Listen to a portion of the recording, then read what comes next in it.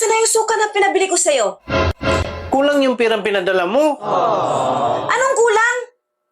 Tumaas daw kasi yung presyo. Kasi yung gasolina nagmahal. Ay, syunga ka talaga.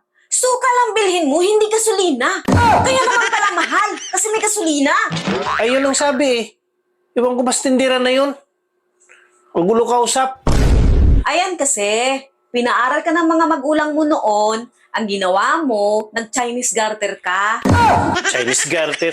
Ikaw lang bumili doon. Buti pa, ako nang bibili doon, syunga-syunga ka eh. Oh, asan na yung binili mo? Nagtaas, hindi ba? Ang sabi mo, tumaas ang presyo. Wala naman pala stock sila na suka. Anong walang stock? Meron, kita ko nga kanina eh. Paano mo ba sinabi sa tindera? Ang sabi ko, pabili ng suka. Oh, ano sabi ng tindera?